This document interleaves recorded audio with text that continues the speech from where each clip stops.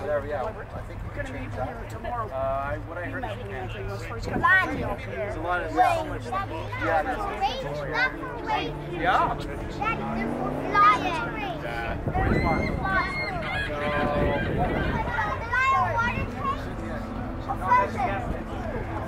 Propane. That's where we fill the propane. Look at the Barracuda. Do you like it? Do you want it? I wish. Watch out. I'm a very sweet. I got it.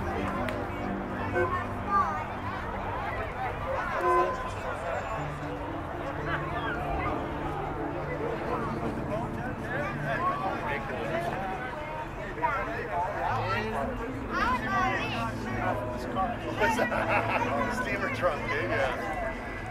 No, we can't go in it, buddy. Okay, I'll do it. Yeah, you don't have the car.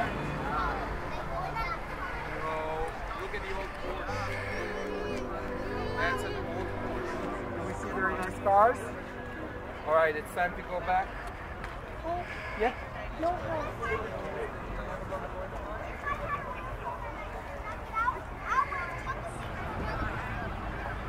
Look at this content.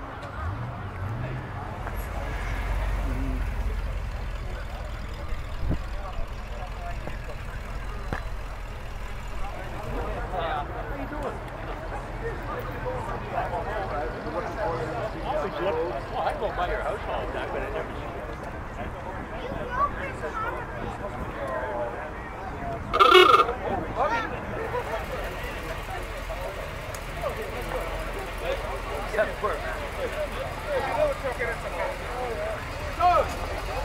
Bad turnout. boom, he hits his old car with his new car. Check that out.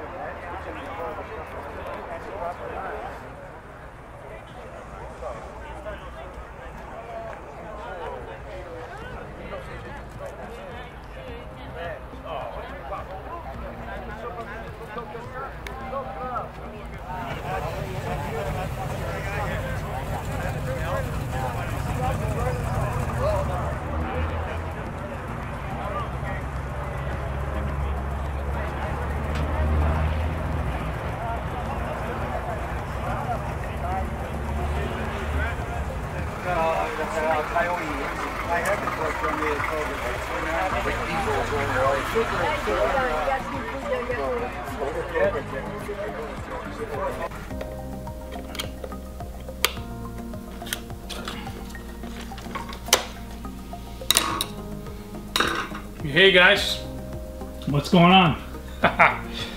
Long time no see. Did you like that footage? That was some footage from the Southern Ontario Car Show and Cruising Club. That's obviously a car owners club in Canada here. A lot of the cars there are classic, some of them are new. There isn't really any prerequisite for joining the club. You just got to have a cool or unique car and you can join them and hang out with them. And every weekend or every second weekend they meet up the street at Canadian Tire there, not too far from where I live. So I thought I'd go over last weekend, take some footage and show it to you. Hope you like that footage. I'll show some extra footage at the end of the episode.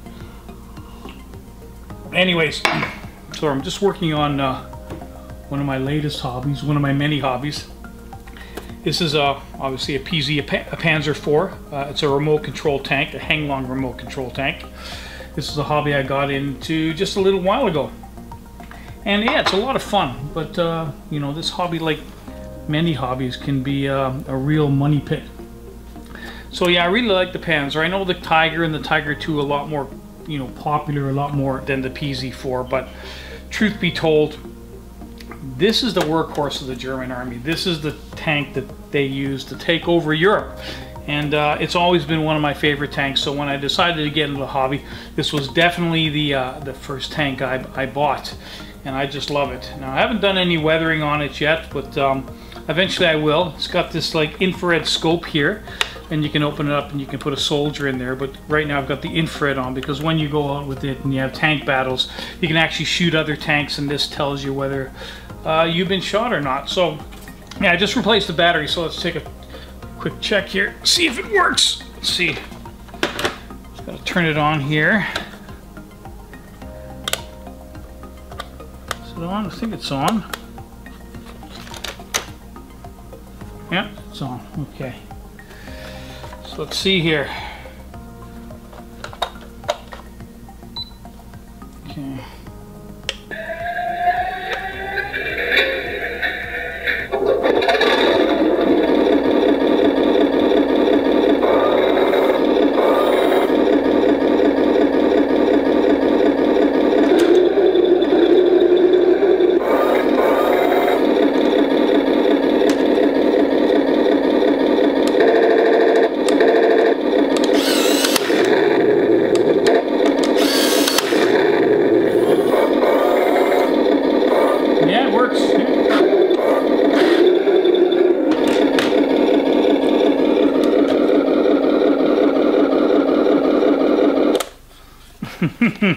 So anyways, yeah, that's one of my latest hobbies. And the problem, like I said, with this hobby, like many hobbies, is it can be a real money pit. This is the standard hang long.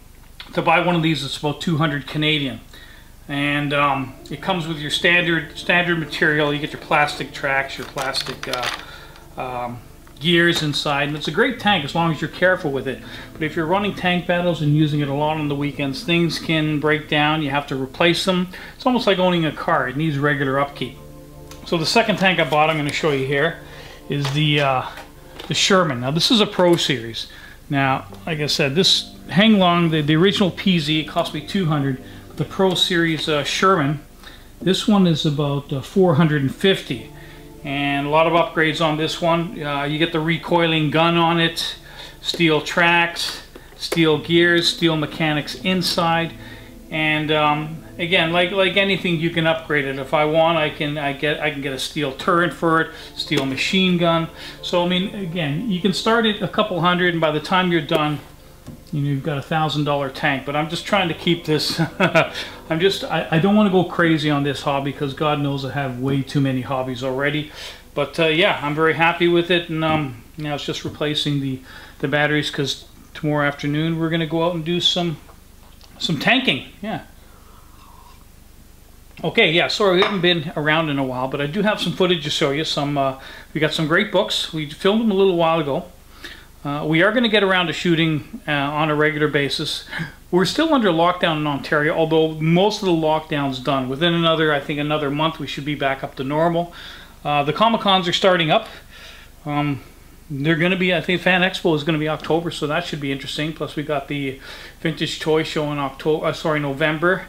So yeah, things are slowly getting back to normal, and hopefully as they do, me, Mike, and Jose will start shooting on a regular basis again. But for the time being, I've got some books, some footage to show you, some really great books we shot a while ago, and hopefully you'll like them. And what I'm also going to do is, after the end of this episode, I'm going to show you a few more, some extra footage from the car show I shot this weekend. So let's not waste any more time. Let's go take a look at what I got here.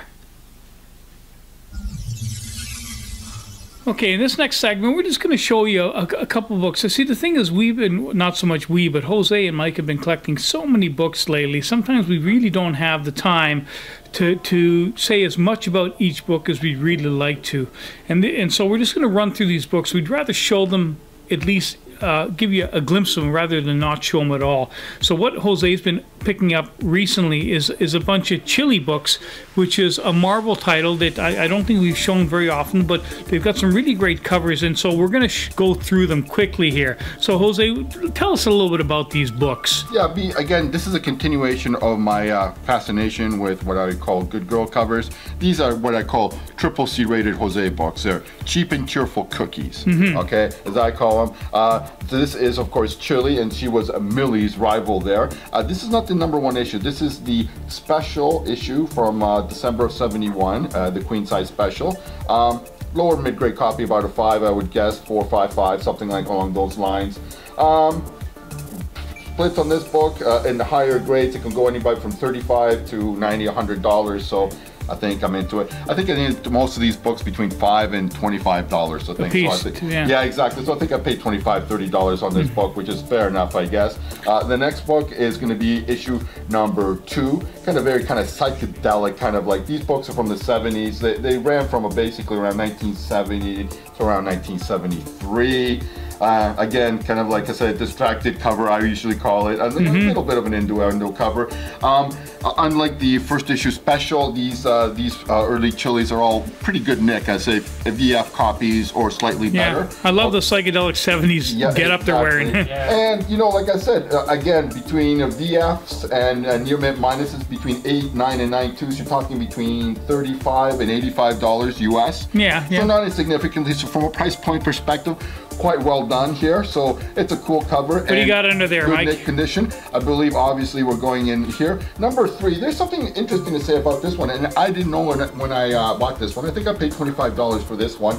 In this issue, Millie and Chili, they go to Marvel Studios and they meet with Stan Lee and Stan Goldberg. It's a 6-page story. Actually, the 8.99.2 splits for this issue are $37, $66, and $95. And this one, again, at least VF, if not better. So this would be like a Stan Lee appearance. Stan Lee appearance, yeah, exactly. That's really from the early spectacular. 70s in this Chili book. So who would have thunk it? Who'd have thunk it? Yeah, I'll do well on this one, I think. Yeah. What do you got next there, And Mike? I think the last one here, issue number 4, party issue. I love the costumes. This is why I bought this one for. A particularly attractive cover here. Yeah. Again, at least VF. Again, price-wise, between $34 to $85. $34, $60, and $85 are the 8.99.2 splits for these early Chili books. Again, window into a forgotten age. How people used to dress 50 years ago, the 1970s, long time ago. Early 70s cookies. Yeah, quite good. Love the little cameo of Chili there, right by the price tag, sticker price, and what can I say? Yeah, again, more flip diskies for me. Fantastic books, Jose. Fantastic. Okay, next we have Big Mike up, and he's got a really nice copy of Fantastic Four number 40. That's a great looking cover. That's a great looking copy, Mike. So I was going to say, nicer grade. Yeah, that is a sharpish looking copy. I would say very tidy. July 65, and it's fine, very fine. Yeah, I would agree. At least from the cover. This is also got a Daredevil appearance in it, which maybe makes it really kind of... The thing about this book is I paid up a little bit for this. It's a sharpish and then book. he pulled it back and gave me a little more of a discount. When I first got this home, I couldn't find anything from Go Collect, eBay, anyone had anything above 4 or 5. I just recently checked today, and I think a 6.5 sold for about 480 Canadian. Really? Wow. CGC 6.5? CGC slab. 6.5, yeah. So, and there's currently an auction going for one that's a CGC 7.5. Yeah. But anything above 5, they don't come up often. So, I mean, I did pay a little more than I usually would, but I think the reason being the grade. The grade, you don't see very many in this grade. I give it about a 7. Yeah, I would agree there. Somewhere in that range. I was looking at a 7.5, and it still had the How the base corners? line I there. can't really tell. The corners are sharpish. Yeah. I mean, there's a little bit of wear there. Yeah. A little bit of spine tick here. The 7.5 looked about the same all the way around, but a little rubbed out here. So I'm saying this is a 7, and I was looking at a 7.5 just about an hour. So where'd you pick this one book up from? Again, this is that collector dealer that I had TCBS, spoken to at the Toronto Comic Book Store. He didn't have any Fantastic Fours. I said, well, that's okay, I'm out of money. He said, I'll bring some in the next time. Yeah. I went to him first, and that's where I got the X-Men and this. Cool, cool. Wow, very cool book to have, Mike. I like that battle cover. Should find out whether he's got a store or website. So he next, doesn't. He's just a regular dude selling out of his garage. He's got 2 storage lockers, and he needs to bring it down to 1 storage locker. Cool. Motivated seller, you always get a good deal price point wise there. And I keep hitting that in mine until it just taps out. Yeah, he's only going to be there until he's done what he's there to do. Yeah. Cool, very cool pickup, and like looks like a very reasonable price point. Very good addition. I mean, the Fantastic Four, I mean, it's been a hot title for about the last 6 months now, so ever since the reacquisition of them by the House of the Mouse. So, I mean, Silver Age 12 cent and above, significantly above a fine grade, they're getting scarce, and people that have them know what they have, and they're just, you know, you're gonna have to pay up. That's the reality of the market right now. Great book, Mike. Thanks for bringing it in. So next up, oh, this is a really nice book, a lower grade book, but my God, beautiful. You got some of those pre-code horrors, and you know what? They are, to me, probably some of the most fascinating books one can buy out in the market, that's for sure. Yeah, I agree. And something, you know what? To get something, you got to give something. You know what? Part of me doesn't want to basically do a flip disky on this one, but you know what? I've got to concentrate my collection, and it's kind of like a controlled culling here. This is about as low of a grade I ever go to. This is about a 2. The book is attached at the staples, but there is heavy wear along the spine, particularly on the top where, like, basically, I mean, it's kind of like, wow, yeah, it's split. Yeah. But having said that, this is Mysterious Adventures issue number 10. It's from the mid-50s. This is a famous, or should I say infamous, kind of title that really helped usher in the code. I mean, this issue was bookended by 2 notorious issues, issues 9 and 11. One which was featured in Seduction of an Innocent, page 84. It's specifically titling of the issue 11 there. In issue 9, I can't remember what the atrocity was, if it was severed heads or something along the line. In any case, this is not that big of a book, and again, speaking like with the Archies, where sex sells, speaking with pre-code horror, what it sells, big gruesome, grisly stuff. Yeah, stuff like that, yeah. For me, the double appeal was pre-code horror and also Good Girl in Distress, Damsel in Distress kind of thing, Good Girl kind of cover. If I remember correctly, I paid $100 Canadian for this one, which is about $75 US at the time. I'm hoping to get my money back. I think fair market value for a book like this is about 150 Canadian. I looked on the latest 49th Street Overstreet guide. A 2.0 is 50. A 4.0 is 100, which I think is a joke. Okay, I mean, I don't want to be too harsh on the guide, but I mean, these things I could easily see fair market double or triple price for the grade. Sure. Yeah. I would challenge anyone to go out and find this book for $50 US You're not right now. See it at 10 different vendors. Okay, so I mean, again, if you want one, where are you going to find one? Okay, there may be some raw copies on the net right now. I'm not 100% sure, but like I said, for me, price point wise, I think I would be priced out of anything significantly above a VG copy anyway. Yeah. So like I said, I think a VG copy could easily be $200, $300, $400. But like I said, I'm hoping to get $75, $100 for this book. Yeah. If you flip it, you probably won't have any difficulty. That's for sure. It's kind of a shame you have to flip it. I mean, me personally, I'd have to do a lot of soul searching before getting. I have, and like I said, I mean, I want to really concentrate on the best examples I can get. Unfortunately, this just falls a little below that line. But like I said, if it helps me get something that is out of my price point a little bit, that's what the whole exercise is for. Yeah. It's basically trading stuff that you have some financial control over, as far as hopefully not losing money and hopefully making a little bit of money. But like I said, you're not going to trade in stuff that nobody wants and get any kind of reasonable price. You have to trade good stuff for good stuff if you want to get something. For sure. And this is kind of my way of getting something really. So from a bottom line standpoint, all I'm trying to say is, like, I mean, you have to control your collection. Don't let your collection control you. I'm trying to shape my collection to what I exactly want, and this is a step on me getting to that point. So you have to flip something good to get something good, but it's just a step into getting the collection that you actually want. Yeah, I agree. Can't keep everything, otherwise, you know, you want to improve, and you got a limited space as well. Exactly. Room, yeah. Fantastic book, Jose. Thanks for bringing it in. Okay, next up, again, we got another stack of books, some Mad About Millie books. Again, not enough time to do a segment on each book, although honestly, they all deserve to have their own separate segment. But again, after a while, you got too many books, but we'd rather show them, at least show them to you, rather than not show them at all.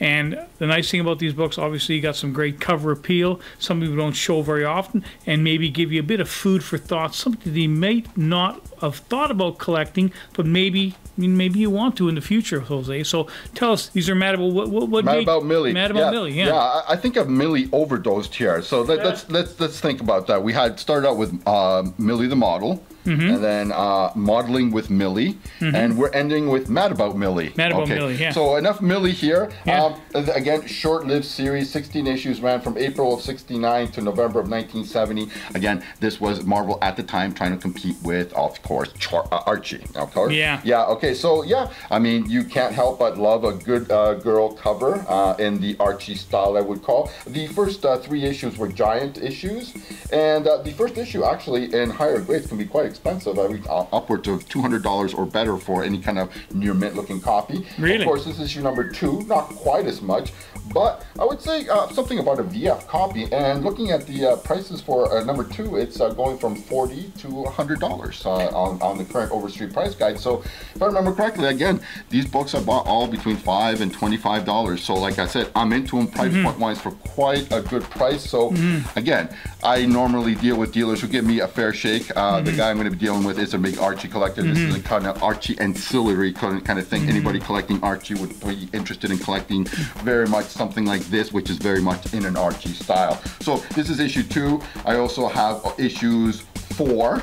Again, an overcrowded beach scene. Wow. Here. Quite very cool. Looks like quite the beach. Quite the beach here, yeah. They're trying to get away from the city, kind of like thing. And again, seeing her in a kind of psychedelic, late 60s, early 70s kind of bathing suit is quite cool. And yeah, again, a very kind of action cover for what it is. Okay, trying to give the atmosphere of a very crowded kind of beachfront there.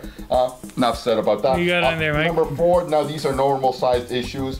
Prices from a VF to near mint minuses 8, 9, and 92s are, we're talking between $30 and $75 for these books, kind of thing. Again, they're all around the VF grade as far as I'm concerned. And I think I paid 20, 25 bucks for each of these books as far as that.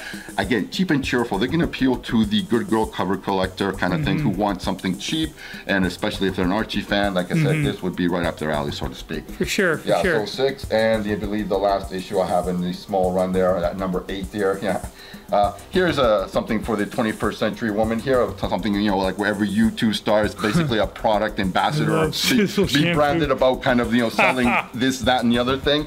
Here you have a, early 70s commentary on basically, being a spokesperson for something and not really believing it, being a shell, so to speak. For sure. Kind of very kind of shallow of Millie, but, like I said, endorsing a product she doesn't actually personally use is kind of tongue-in-cheek cool, and that was the appeal when I bought this cover. For sure, for sure.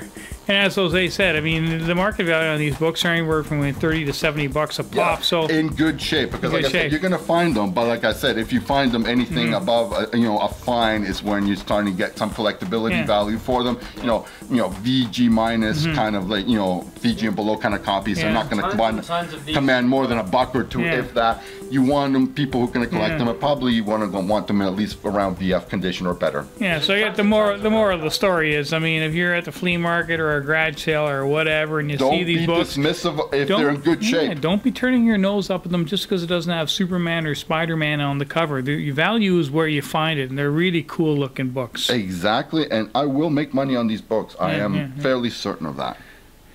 Fantastic books, Jose. Thanks for bringing them in.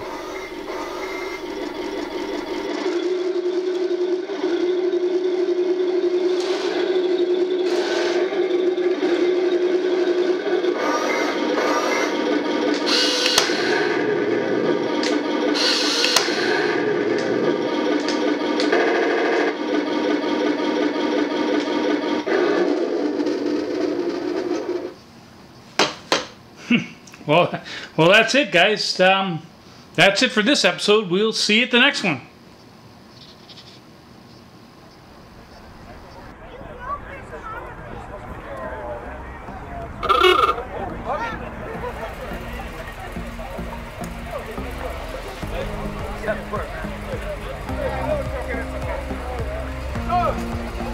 Bad turnout. Oh, he gets his old car with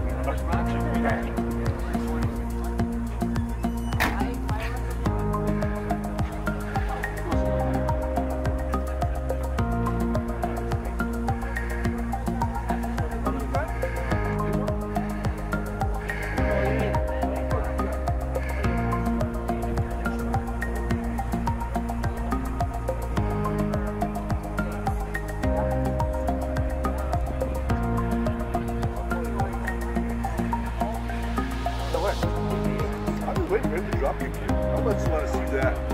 When he gets home. When he gets in bed.